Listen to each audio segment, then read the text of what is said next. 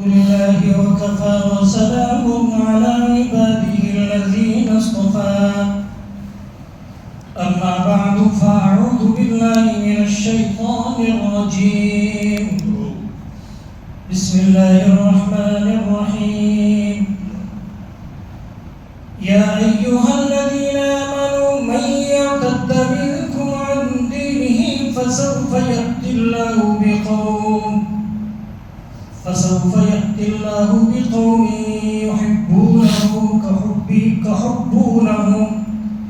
أذلة على المؤمنين أعزة على الكافرين يجاهدون في سبيل الله ولا يخافون لومة لائم صدق الله مولانا العظيم.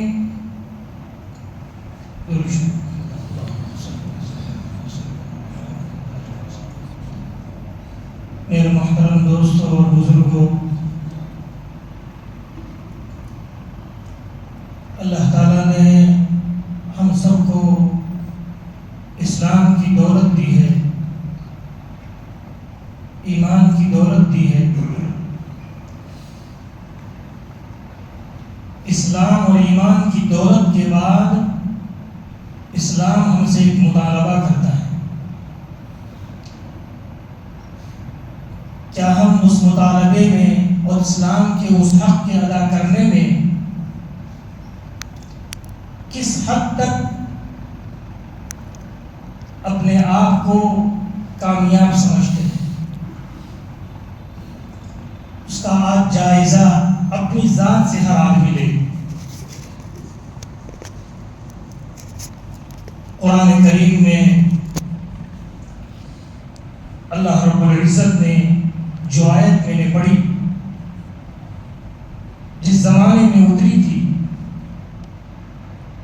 لیکن اگر آج اس آیت کو ہم ہمارے ماحول کے مطابق دیکھ کر پڑھیں تو یہ قرآن کی آیت گویا کہ ہم ہی کو کہہ رہے ہیں، ایسا معلوم ہوتا ہے۔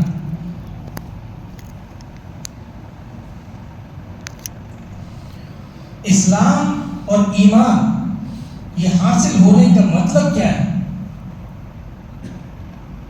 اس کا مطلب یہ ہے کہ میں سب سے پہلے اسلام سے محبت کرنے والا ہوں، اللہ سے محبت، اور اللہ ہم سے محبت کرتے ہیں یا نہیں کرتے اس کا استحضار اور اس کی فکر کرنا، یہ ہے اسلام۔ ہمیں اسلام سے کتنی محبت ہے یہ ہمیں سوچنے کی ضرورت ہے۔ آج کے مسلمانوں کے حالات دنیا بھر کے یہ ہیں، اگر اچھا مکان مل گیا آدمی کو اتنا خوش ہوتا ہے جیسا کہ یہی ایک دولت ہے خوش ہونے کے لیے۔ اچھی سواری مل گئی، وہ اتنا خوش ہے گویا کہ وہ اس کی زندگی کو اسی کے ذریعے سے کامیاب سمجھتا ہے۔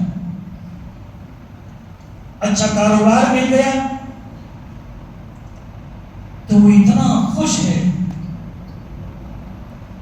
کہ اس کے مقابلے میں تمام پریشانیوں کو وہ ہلکا سمجھتا ہے، کامیاب سمجھتا ہے۔ ہم اپنے آپ کو سوچیں، کیا ایسا ہے یا نہیں؟ اور اسلام کے کسی حکم پر مجھے عمل کرنے کی توفیق ہو گئی، کیا مجھے اس سے اتنی خوشی ہوتی ہے جتنی دنیا کی چیزوں کے ملنے سے خوشی ہوتی ہے؟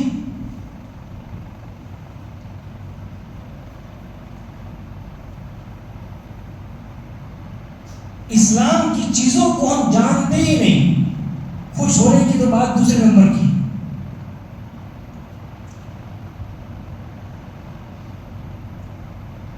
آپ لائن سے دیکھیں تو کون سا حکم میں جانتا ہوں اور مانتا ہوں؟ اسلام کا سہارا ہم کب لیتے ہیں؟ جب کوئی حق مانگنا ہو کسی سے، تب پھر فتویٰ پوچھا جاتا ہے یہ حق مجھے نہیں مل رہا، ملنا چاہیے، اور تیرے اوپر بہت سارے حقوق باقی ہیں، اس کا کیا؟ اس کو تو آدمی تلاش ہی نہیں کرتا ہے۔ تو اسلام کو ہم اپنے حقوق کو حاصل کرنے کے لیے تو سمجھتے ہیں، لیکن حقوق کی ادائیگی کے لیے نہیں سمجھتے۔ دارالفتاء میں جا کر آپ پوچھیں کہ تمہارے پاس کون سے سوالات آتے ہیں؟ ہم میں سے کتنے ایسے ہیں کہ جب کوئی کاروبار شروع کرتے ہیں کسی پارٹنرشپ کے ساتھ تو ہم اس کے حقوق کو جانتے ہو اور سمجھتے ہو؟ کتنوں نے پوچھا کہ ہم ایک کاروبار مشترکہ طور پر شروع کرتے ہیں، کیسے کرنا چاہیے؟ یہ کب پوچھا جاتا ہے؟ جب جھگڑا کھڑا ہو، جب جھگڑا کھڑا ہوتا ہے تب پوچھا جاتا ہے۔ طلاق کے بارے میں کب پوچھا جاتا ہے؟ دیکھ کر طلاق پہلے جا کے دے دیتا ہے، جو کرنا ہے وہ کر لیتا ہے، اب مجھے یہ طلاق نہیں دینی ہے، اب کوئی راستہ نکالو۔ ہماری یہ حالت ہے۔ طلاق کیسے ہوتی ہے یہ تو شاید ہی کوئی جانتا ہو۔ اچھے سمجھدار لوگ بھی طلاق کو نہیں سمجھتے۔ طلاق احسن کیا ہوتی ہے، طلاق حسن کیا ہوتی ہے، طلاق بدعت کیا ہوتی ہے، ہم سوچیں پوچھیں کتنے جانتے ہیں؟ ہماری زندگی میں پوری ایک مرتبہ بھی کسی کی سنت کے مطابق طلاق ہوئی ہو ایسا ہم جانتے ہو؟ بتائیں، 40-50 سال پیچھے چلے جاؤ، ایک بھی طلاق سنت کے مطابق ہوئی ہو جس پر ثواب ملے؟ طلاق میں بھی، طلاق دینے میں بھی اگر سنت کے مطابق طلاق دے ثواب مل سکتا ہے، قرآن کے مطابق دے نہیں۔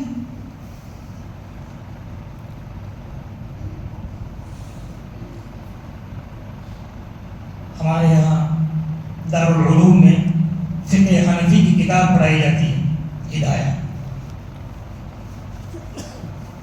اس کے اندر ابواب ہے۔ اسلام کے آپس کے حقوق کی جتنی چیزیں ہیں سب کو ترتیب وار بیان کیا ہے انہوں نے۔ ہندوستان کی جب آزادی ہوئی، ہر قوم سے پوچھا گیا تمہارا جو خاندان اور تمہارا جو قومی نظریہ ہے اس کے مطابق تمہیں کون سے احکامات کا اپنے مذہب کے مطابق عمل کرنا ہے، بتاؤ۔ مولانا حسین احمد مدنی رحمۃ اللہ علیہ، ابوالکلام آزاد رحمۃ اللہ علیہ، ان سے پوچھا گیا تو فرمایا یہ شاید ہی کوئی جانتا ہو، 44 ایسے مسائل ہیں، 44 جو اسلام کے اپنے خاص مسائل ہیں، مسلمانوں کے لیے خاص مسائل ہیں، وہ کہاں سے لائے؟ وہ سب ہدایہ میں ہیں،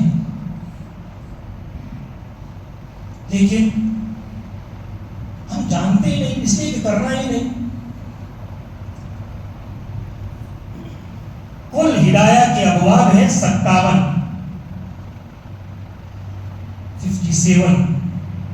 اس میں سے بعض مسائل کیوں 44 ہو گئی؟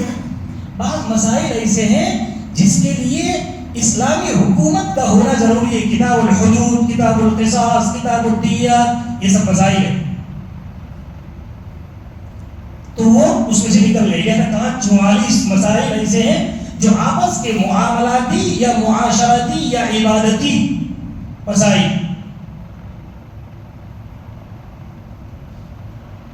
ہم کتنا جانتے ہیں؟ ہدایہ کی 4 جلدیں ہیں بڑی بڑی،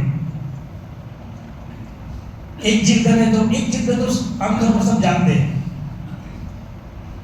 عبادات کے قبیل سے جتنی بھی عبادت کی چیزیں ہیں، کتاب الطہارت، کتاب الصلاۃ، کتاب الصوم، کتاب الزکوٰۃ، کتاب الحج، پورا ہو گیا ہدایت، پہلی جلد۔ یہ تو عام طور پر ماشاء اللہ سب جانتے ہیں، لیکن دوسری جلد کے آپ تلاش کریں، وہیں سے ہمارا کمانا شروع ہو جاتا ہے۔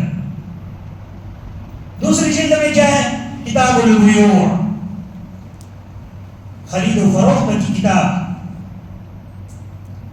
اب اس میں مولانا فرید صاحب نے چند دن پہلے یہاں بیان کیا تھا نکاح میں، وہ یہی بتا رہے تھے، جانتے ہی نہیں تو کیسے عمل کریں گے، پہلے جانو تو صحیح اس کو۔ تو کتاب البیوع میں مستقل ابواب ہے، کتاب السلم، کتاب المزاربت، کتاب الشرکہ، کتاب الحوالہ، کتاب الہدایہ، کتاب الہبہ، ایسے بہت سارے لائن سے چل رہا ہے۔ کتنے جانتے؟ کتاب الشرکہ، آپس میں شرک کر رہا ہو، آپس میں مل جل کر کوئی کاروبار کر رہا ہو، کیسے کریں؟ کتاب الاجارہ، اجرت پر کسی چیز کو دے رہا ہو، کیسے دیں؟ میں صرف اس لیے بتانا چاہتا ہوں کہ ہم کتنا جانتے ہیں، کرنے والی بات تو دور کی ہے، جانتے کتنا ہے، اس میں سے کتنے مسائل ہم جانتے ہیں۔ اسلام ایسا پاکیزہ اور ایسا زبردست کامل اور مکمل دین ہے، تم کسی بھی شعبے میں جاؤ، اسلام نے اس کے طریقے کو بتلایا ہے، یہ طریقہ ہے اس پر چلنے کا۔ پہلے زمانے میں جب مسلمانوں کی حکومتیں ہوتی تھی تو جس طرح وزارتیں تقسیم ہوتی ہیں، آج بھی وزارتیں تقسیم ہوتی ہیں، ودیش منتری اور گروہ منتری، پتہ نہیں ہر منتری ہوتا ہے، تو اسلام کی جو حکومتیں ہوتی تھی تو انہی حکومتوں کے جو وزراء ہوتے تھے اسی نام سے چلتے تھے کہ اس کے مطابق لوگوں کو چلاؤ اور تم خود اس کی ذمہ داری سنبھالو۔ تو 2 جلدیں ہوئی کتاب البیوع کے ساتھ، تیسری جلد یہ معاملات کی، اور آگے چلا تیسرا معاشرت۔ کتاب المعاشرت میں کیا آئے گا؟ کتاب النکاح، کتاب الطلاق، کتاب العدت، کتاب النفقہ، کتاب الخزانہ، یہ سب ہے۔ پرورش کیسے کی جائے، نفقہ بیوی پر کب واجب ہوتا ہے، کب ضروری نہیں ہوتا ہے، اگر طلاق ہو جائے تو عدت کیسی ہوگی۔ طلاق کے علاوہ بہت سارے ایسے مسائل ہیں، ایلا، زہار، لعان، ایسے بہت سارے مسائل ہیں جس کا تو ہمیں ہوا بھی نہیں لگی، اور میں بتانا بھی نہیں چاہتا، اگر بتاؤں گا تو دوسری طلاق کی جگہ اس کو شروع کر دیں گے کہ یہ طلاق نہیں دینا، اچھا یہ سسٹم، اس لیے بتانا بھی نہیں چاہتا، بہرحال لیکن نام بتانا چاہتا ہوں۔ قرآن شریف میں ہی اس کو اللہ نے بیان کیا ہے، قرآن شریف 28 کے بارے میں زہار کو بیان کیا ہے، 21 کے بارے کے سورہ احزاب کے پہلے رکوع میں ایلا کو بیان کیا ہے۔ بہرحال تو یہ ہم کتنا جانتے ہیں؟ طلاق احسن کس کو کہتے ہیں میں بتا دینا چاہتا ہوں، اس لیے کہ عام طور پر کرتے ہیں۔ دیکھو میری ہر نوجوان شادی شدہ سے، اور آج تو بڑی عمر کے لوگ بھی طلاق دیتے ہیں، تو ان کو بھی میں سمجھانا چاہتا ہوں طلاق احسن کیا ہے۔ پہلے یہ بات میں کہنا چاہوں گا، طلاق اگر دینی ہے تو نکاح کی طرح طلاق دو۔ نکاح میں کیا کرتے ہو؟ تمہیں 2 گواہ چاہیے، وکیل چاہیے، دوسرے سننے والے چاہیے، اسی طریقے سے طلاق بھی دی جاتی ہے۔ سب حربے اچھا کرنے کے، استعمال کرنے کے بعد بھی اگر تمہیں آپس میں مناسبت نہیں ہو رہی ہے، اب تم لوگوں کو جمع کرو۔ دین کی بات قرآن شریف کہہ رہا، میں نہیں کہہ رہا۔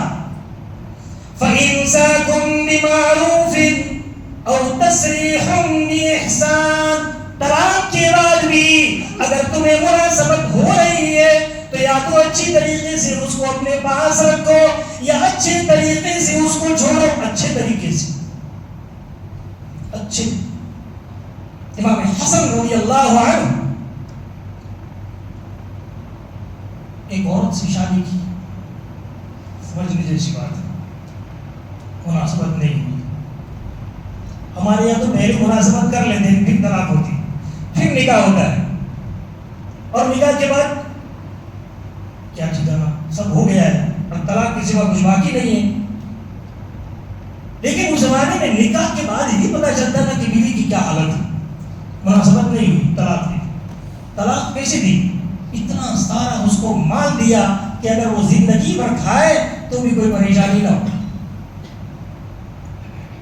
اسی کا باپ، اس لڑکی کا باپ پھر سے آیا، شادی کرنی کروں گا اگر میری مناسب ہو، میری دوسری لڑکی، انہی کی دوسری لڑکی کو پھر سے طلاق، اس کو ان کے نکاح میں دی، پہلی نے طلاق دی ہے لیکن دوسری کو بھی طلاق، اور تیسری سے ان سے مناسبت ہو گئی۔ تو فَإِمْسَاكُمْ بِمَعْرُوفٍ، روکے رکھو اچھے طریقے سے، اس کو کھانا پینا دو۔ کتاب النفقہ ہمارے یہاں جانتے ہی نہیں ہے کتاب النفقہ کیا ہے، عورت کا ہم پر کتنا حق ہے، اولاد کا ہم پر کیا حق ہے۔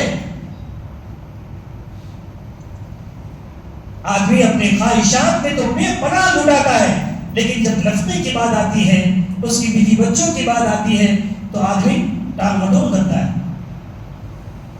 اس لیے کہ سننا ہی نہیں چاہتے، پڑھنا ہی نہیں چاہتے، کسی کے پاس بیٹھنا ہی نہیں چاہتے کہ ہم اس کو سمجھیں کہ یہ کیا ہوتا ہے۔ دو کتابیں میں نے آپ کو پڑھا دی ہدایت کی، 3 پڑھا دی، نکاح بھی ہو گئی، 4 کتاب جو بے انتہا مشکل ہے، کتاب الشفع، اور اس کا نام تو شاید پہلی مرتبہ سنا ہوگا، کتاب الشفع، کتاب الوصایا، کتاب المیراث، کتاب الایمان والنذر، کتاب الصید، کتاب الذبائح، بہت سارے ایسے ابواب ہیں۔ کتاب الشفع کس کو کہتے ہیں؟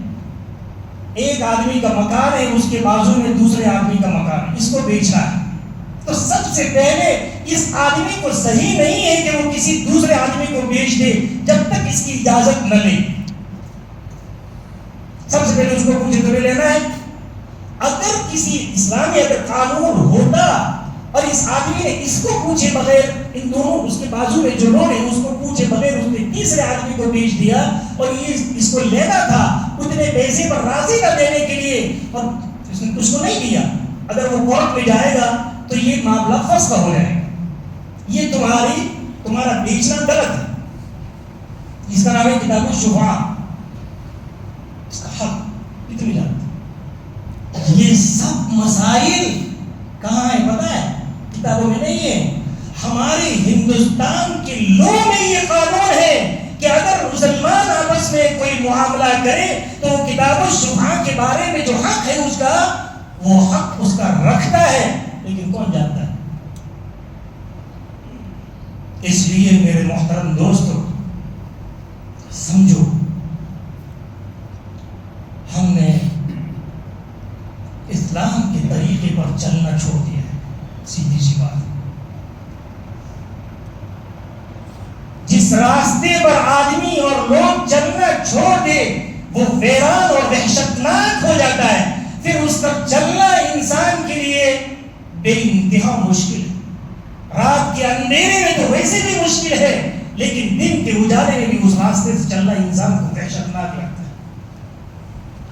بالکل اسی طریقے سے آج ہم دیکھیں UCC جو آ رہا ہے، سرکار کو کون سی ہوا لگ گئی ہے؟ اس لیے لگی کہ ہم نے اسلام کو مٹانے میں اور اس کو ختم کرنے میں، دوسرے لوگ پہلے نہیں ہوتے، پہلے ہم ہی ہوتے، ہم ہی الٹا سیدھا کرتے ہیں اسلام کے قوانین کے ساتھ، اللہ تعالیٰ پھر عذاب مسلط کرتا ہے۔ میں یہی کہہ رہا ہوں، ہمیں اسلام سے محبت نہیں، جو چل رہا ہے چل رہا، اس کو بچانے کے لیے میں کتنے اپنی ذات سے تیار ہوں۔ قرآن پاک میں نے جو آیت پڑھی، اللہ تعالیٰ فرماتے ہیں کوئی بات نہیں، اگر تمہیں اسلام پر نہیں چلنا ہے، اسلام کو چھوڑ کر کسی اور راستے کو تمہیں پسند کرنا ہے، تمہیں پسند ہے، چلو۔ فَسَوْفَ يَأْتِي اللَّهُ بِقَوْمٍ يُحِبُّونَهُمْ وَيُحِبُّونَهُ، اللہ تعالیٰ ایسے قوم سمجھتے ہو کون؟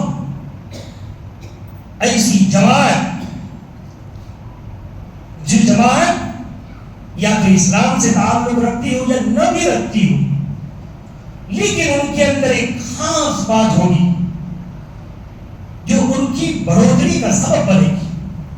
کسی بھی قوم کی بڑھوتری اور اس کی بقا کا سبب ان دو جملوں میں ہے. یحبهم ویحبون، اللہ ان سے محبت کرتا ہے اور وہ اللہ سے محبت کرتے ہیں. اسلام سے محبت، اسلامی احکامات سے محبت، اسلامی احکامات کے سامنے سرنڈر، اپنی سر جھکا دو اور اس اسلام پر عمل کرنے کے لیے جتنی بھی تمہیں تکلیف پڑے اس تکلیف کو برداشت کرو. یجاہدون فی سبیل اللہ، اللہ کے راستے میں مشقت برداشت کرتے. ولا یخافون لومۃ لائم، دنیا کیا کہے گی، دنیا کے لوگ کیا کہیں گے، اس اللہ کے حکم پر چلنے پر اس کی ملامت کی کوئی پرواہ نہیں. اس کو جو کہنا ہو کہیں، مجھے تو میرے رب سے تعلق ہے. اور یاد رکھیے ہمارا معاشرہ اسلامی کوئی کتنا ہی اچھا کام کرے دین کا، اس کی سب سے پہلے برائی کرنے والے آپ کو ملیں گے اچھائی بعد میں. مسلمانوں میں یہ مصیبت عظیم ہے کہ وہ اپنے محسنین کے، اپنے جتنے بھی اسلام کی محنت کرنے والے ہیں ان سب سے بدتر ہیں. ان کی برائیاں سب سے پہلے. میں نے رات کو بھی ایک مثال دی تھی، تفصیل ابھی بھی. ہماری حالت یہ ہے، وہ ایک مکھی ہوتی ہے، مکھی کی عادت یہ ہے کہ پورا بدن صاف نہا کر دھو کر آیا ہے وہاں نہیں بیٹھے گی. کہاں بیٹھے گی؟ جہاں پھوڑا ہوا ہے وہاں بیٹھے گی.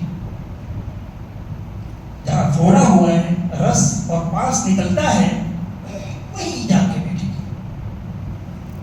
پورے اس آدمی کے تمام اعمال، کام، دینی محنتیں جو کر رہا ہے زندگی بھر سے، وہ کچھ نہیں. ایک برائی کر دی بھول سے، بس. کیوں کی یہ ہماری حالت ہے. ایک بندہ بھی آپ کو ایسا نہیں ملے گا جو ان لوگوں کے درمیان میں جا کر یہ کہے کہ اس نے اچھائیاں کیا کی ہے. اس کو تو ایک طرف دیکھو تھوڑا سا. اس لیے ہمیں کرنا ہے اللہ کی طرف نگاہ رکھیں، اللہ کی طرف، اللہ کی طرف اگر نگاہ کر کے کر رہے ہیں تو ہم کر سکتے ہیں. اگر لوگ اچھا کہیں اس لیے اگر ہم کرتے ہیں کبھی بھی نہیں کر سکتے. ایک مسئلہ میں نے بتایا ایک مرتبہ، ایک آدمی آیا میرے پاس.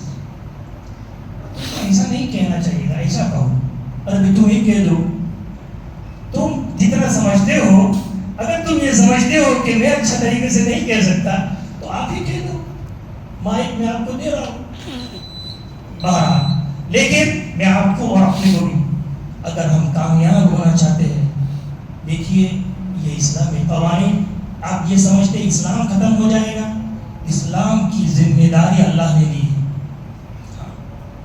ہم وَإِنَّا لَهُ لَحَافِظُونَ، ہم ہی اب مسلمانوں کی حفاظت کا وعدہ اللہ نے نہیں دیا ہے.